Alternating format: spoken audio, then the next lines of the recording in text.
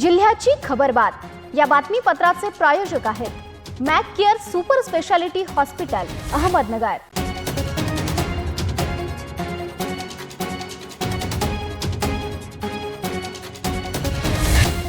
प्रेक्षकांनो नमस्कार, मी निर्जला न्यूज 24 सह्याद्रीमध्ये तुमचं स्वागत। तर पाहूयात अहिल्यानगर जिल्ह्यातील महत्त्वपूर्ण बातम्यांचा आढावा जिल्ह्याची खबरबातमध्ये। अकोले तालुक्यातील निळवंडे धरणाच्या लाभक्षेत्रातील उच्चस्तरीय आणि उजव्या कालव्यातून बुधवारपासून पाणी सोडण्याचे निर्देश जलसंपदा मंत्री तथा जिल्ह्याचे पालकमंत्री डॉक्टर राधाकृष्ण विखे पाटील यांनी दिले आहेत। तसेच डाव्या कालव्याचे आवर्तन 25 एप्रिल पासून सुरू करण्याचे निश्चित करण्यात आले आहे। उन्हाची वाढती तीव्रता, लाभक्षेत्रातील गावांमध्ये निर्माण झालेली पिण्याच्या पाण्याची टंचाई आणि जनावरांच्या चाऱ्याचा प्रश्न विचारात घेऊन हा निर्णय घेण्यात आला आहे। उच्चस्तरीय कालव्यावरील शेतकऱ्यांनाही या पाण्याचा लाभ मिळावा ही मागणी पालकमंत्र्यांनी संवेदनशीलतेने मान्य केली आहे। यामुळे अकोले, संगमनेर, राहता, राहुरी आणि कोपरगाव तालुक्यातील शेतकऱ्यांना मोठा दिलासा मिळाला आहे। पाथर्डी तालुक्यातील भालगाव येथे तीव्र पाणी टंचाईमुळे ग्रामस्थांचे जनजीवन विस्कळीत झाले असताना माजी सरपंच अंकुश काचुळे यांनी सामाजिक बांधिलकी जपत आपली स्वतःची खासगी विहीर गावकऱ्यांसाठी खुली करून दिली आहे। त्यांच्या या स्तुत्य उपक्रमामुळे अनेक कुटुंबियांना दिलासा मिळाला असून परिसरात त्यांचे सर्वत्र कौतुक होत आहे। महामानव डॉक्टर बाबासाहेब आंबेडकर यांच्या जयंतीच्या पूर्वसंध्येला श्रीरामपूर येथे दोन कुटुंबात जागेवरून तणाव निर्माण झाला। वाचनालय सुरू करण्यासाठी साफसफाई करत असताना काही इसमांनी महिलांना अडवून जातीवाचक शिवीगाळ केली। मयूर पटारे व सागर गायकवाड यांच्यासह इतरांनी चाकूचा धाक दाखवत व गावठी कट्टा दाखवून धमकी दिल्याचा आरोप आहे।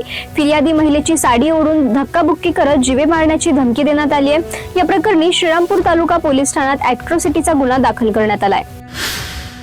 एसटी महामंडळाचा उन्हाळी गर्दीचा हंगाम सुरू झाला असून महामंडळाने 15 एप्रिल ते 15 जून 2026 या 2 महिन्यांसाठी सध्या बसचे तिकीट दरात प्रति टप्पा 11.5 रुपये दरात वाढ केली आहे। त्यामुळे आता नाशिकला जाण्यासाठी अधिकचे 32 रुपये मोजावे लागणार आहेत। एसटी महामंडळाच्या वतीने यापूर्वी फक्त दिवाळी सुट्टीच्या कालावधीत महिनाभर भाडेवाढ केली जात होती, पण यंदा प्रथमच उन्हाळी सुट्टीच्या कालावधीत भाडेवाढ करण्याचा निर्णय घेतलाय। त्यासाठी राज्य शासनाने मान्यता देखील दिली आहे। भोंदू अशोक खरातचे काळे साम्राज्य उभारण्यात अनेक उद्योजक, राजकीय नेत्यांचेही आर्थिक बळ मिळाल्याचा संशय पोलिसांना आहे। शिर्डीत 4 एकर जमीन व्यवहारापूर्वी खरातच्या नाशिकमधील 2 बँक खात्यात नगर नाशिकच्या 6 जणांनी सुमारे 3 कोटींपेक्षा अधिक रक्कम RTGSने टाकल्याचे समोर आले आहे। आणि धक्कादायक बाब म्हणजे यात नगर जिल्ह्यातील शेवगावच्या चौघांचा समावेश आहे। नाशिकच्या दाम्पत्यांसह शेवगावच्या चौघांना पोलिसांनी बुधवारी चौकशीसाठी पाचारण केल्याचे सूत्रांनी सांगितले। जिल्ह्याची खबरबात मध्ये घेऊयात एक छोटीशी विश्रांती। कॉंग्रॅच्युलेशन्स वहिनी, बाळ झाल्याबद्दल। पण मी ऐकलंय डिलिव्हरी फार क्रिटिकल होती। आता ठीक आहे ना सगळं? अगं होता थोडा प्रॉब्लेम, पण स्त्रियांच्या आरोग्याची संपूर्ण काळजी घेणारं मातृसेवा होतं ना साथीला। सगळं सुरळीत झालं। किशोर वयापासून ते रजोनिवृत्तीपर्यंत स्त्रीच्या आरोग्याची संपूर्ण काळजी घेणारं अहमदनगर मधील पहिलं स्त्री रुग्णालय Matruseva women's hospital, obstetric ICU, किशोरवयीन आणि विवाहपूर्व समुपदेशन, गरोदर माता तपासणी आणि प्रसूती, पहिल्या सिझेरियन नंतर नॉर्मल डिलिव्हरीची सोय। मातृसेवा विमेन्स हॉस्पिटल, सक्कर चौक, नवीन टिळक रोड, अहमदनगर। फोन 9850200017। विश्रांतीनंतर तुमचं पुन्हा एकदा स्वागत। पाहूयात पुढील बातम्या। अकोले तालुक्यातील निळवंडे धरणाच्या उजव्या व डाव्या कालव्यातून आजपासून शिल्लक 200 दशलक्ष घनफूट पाणी सोडण्याचा निर्णय मंगळवारी लोकप्रतिनिधी, जलसंपदाचे अधीक्षक, अभियंता प्रमुख, नेते मंडळी व शेतकरी कार्यकर्त्यांच्या बैठकीत घेण्यात आला। त्यानुसार सोमवारी रात्री सुरू केलेले बेमुदत आंदोलन दुसऱ्या दिवशी मागे घेतले गेले। अकोले धामणगाव रस्त्यावरील घोलप वस्तीनजीक असणाऱ्या कालव्यामध्ये बसून शेतकऱ्यांनी रात्र जागून काढली। भजनाच्या साथीने हे आंदोलन शेतकऱ्यांनी सुरू करून सर्वांचे लक्ष वेधले होते। अहिल्यानगर स्थानिक गुन्हे शाखेच्या पथकाने संगमनेर शहरातील अवैध गोवंशीय कत्तलखान्यावर सोमवारी छापा टाकून जवळपास 1 टन गोमांस जप्त केले आहे। या पथकाची आठवड्याभरात 4थी कारवाई आहे। तरी देखील कत्तलखाने बंद होत नसल्याचे स्पष्ट होत आहे।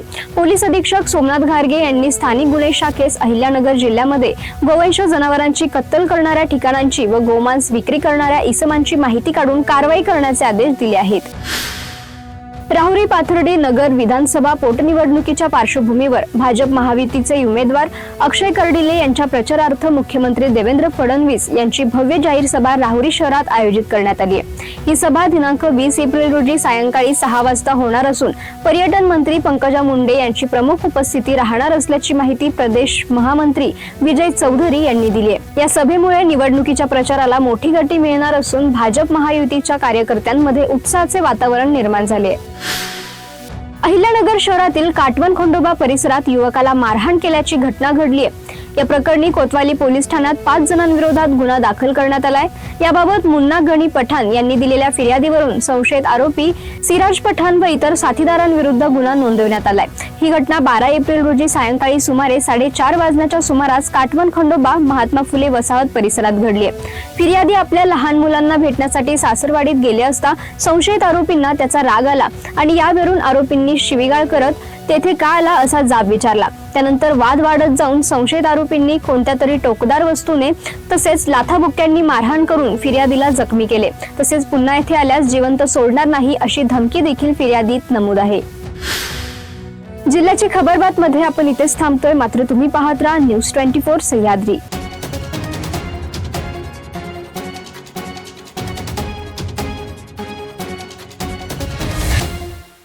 जिल्ह्याची खबरबात या बातमीपत्राचे प्रायोजक होते Mac care super speciality hospital Ahmednagar.